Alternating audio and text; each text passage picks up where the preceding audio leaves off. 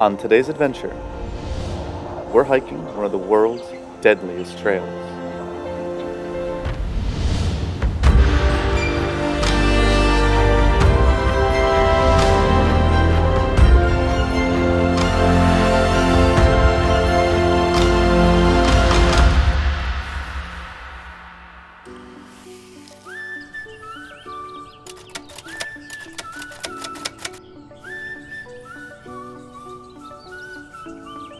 We are here just a little bit before sunrise at the trailhead for Kalalau, and we're about to go on a 22-mile adventure that's going to cost us 4 days without any connection to any other humans besides who's on the trail. How you feeling? I'm feeling good. We're 11 miles away from a beautiful secluded beach, which is all I'm going to think about, but I'm sure the path is wonderful as well. The Kalalau Trail starts on the northern coast of the island of Kauai. Its 22 miles round trip has a daunting 6,000 feet of elevation gain as you climb up and down the ridges and cliffs of the legendary Na Pali Coast.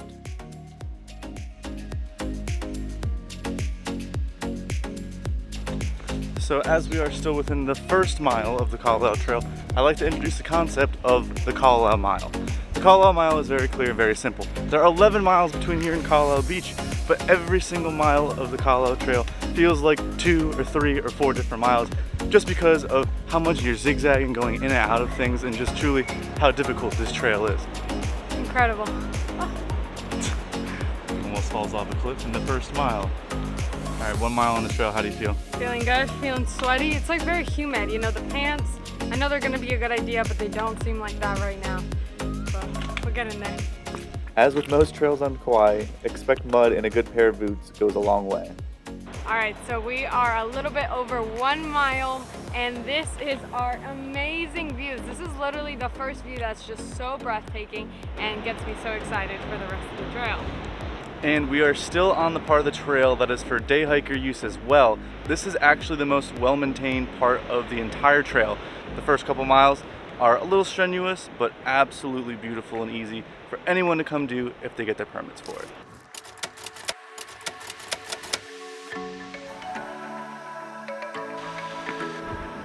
So there's 2 real main dangers when you're on Kalalau. One of them are the sheer cliff drop-offs, and the second of which are the stream crossings. And we've just completed the first stream crossing, which is the Hanakapiai stream. The first time I did this trail, I did it in complete flash flood conditions, and it was an absolute nightmare, and I really wouldn't recommend anybody do it. Today, it is an absolutely massive swell here on the North Shore in the winter in Kauai, so I just want to show you guys what it's like here. Do not get in the water if it looks like this.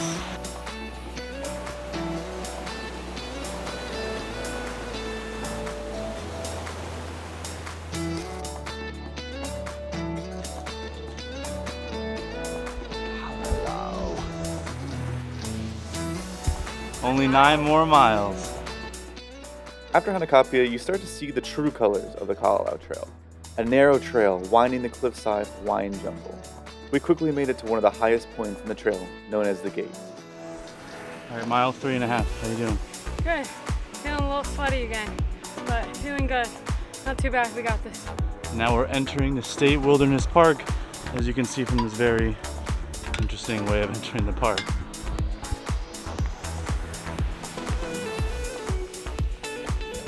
How are you feeling so far in this one? Feeling good. Oh, that fresh breeze is so nice. Really nice. It's so nice when you go into the valley and you come right back out and you get just these amazing views, a little bit of the wind, and it's like another little refresh. I'm getting pretty nervous because we're about to hit the halfway point, and all I've been thinking about, camera got stuck. All I've been thinking about is Crawler's Ledge. It's at around 7 miles, and the reason it's called Crawler's Ledge is because people literally crawl it because it's on the edge of the cliff with, death on the other side. So I'm kind of holding my breath for that one. Hopefully Blake goes first. The waves, they're huge. They're really crashing in. We've made it to mile 6 and we're at Hanakoa Falls, the halfway point of this hike.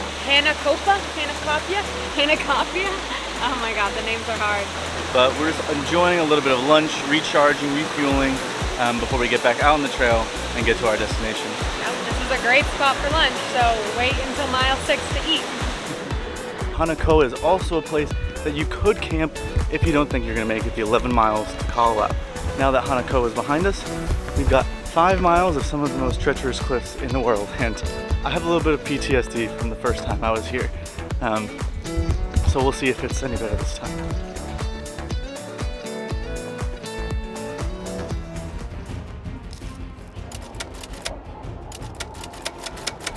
Alright, so we're just about starting mile 8, and we've gotten to the part that really makes my heart go crazy. We're at the part right before Crawler's Ledge, which a lot of people think Crawler's Ledge is the worst part, but for me, it's this next part. It's zigzagging down the cliff with very, very loose gravel on both sides of you, and a beautiful view of where you might fall. You might die right here, but that's okay. Everyone.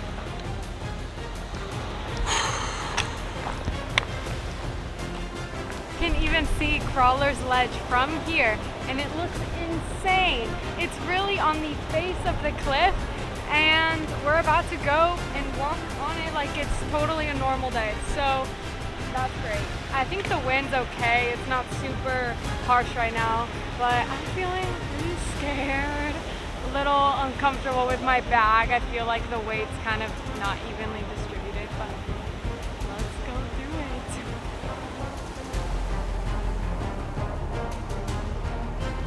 This is the exact spot where people look at it and they turn around. They literally have hiked almost 8 miles and they go, nope, I'm turning around. And they go back another 8 miles. It's really windy actually. Yeah.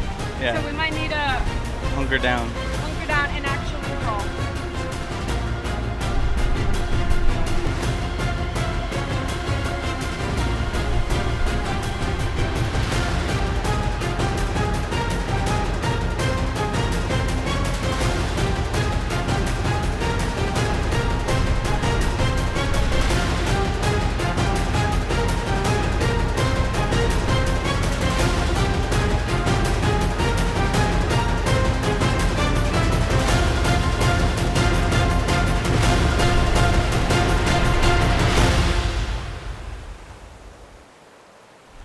Wow, okay, my heart is still going crazy, and I might have peed myself a little bit, but this is exactly why we do this trail, is this feeling, the accomplishment of getting through it, even though we still have like 4 more miles. It was your first time on Crawler's Ledge.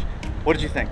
It's very windy, as you can see, so it's quite scary. The dirt is very loose, so it's just, you know, your heart's beating for a while. It's not just this little part that you see. Oh gosh. If you need to crawl just to get past it, then crawl, because Kalalau is worth it, I promise you, and you'll see that in just a couple more miles.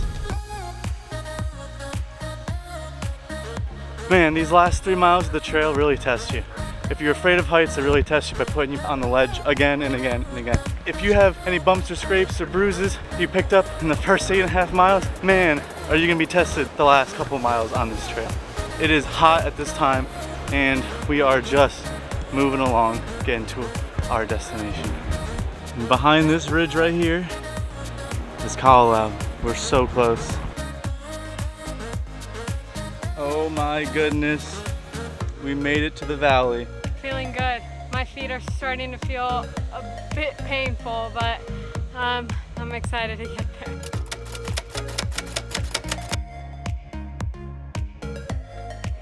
It's Kalalau Beach right there. Whew.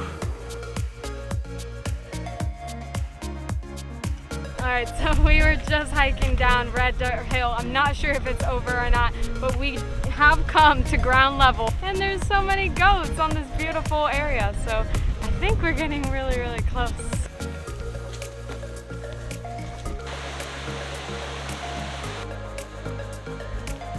This is the first time we're this close to Kalalau Beach.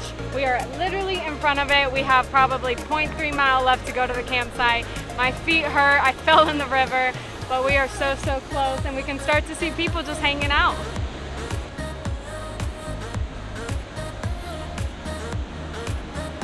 So many goats.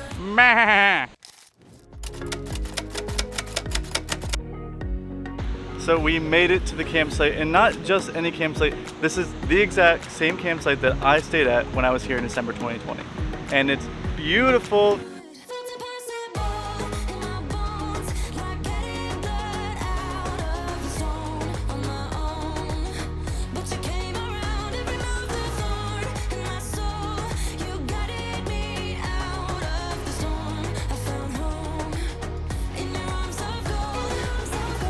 We built our camp up and we have our little like hammock set up. It's like really nice. And we also filled up our water bottles at the waterfall that's like literally right here. It's so great to have.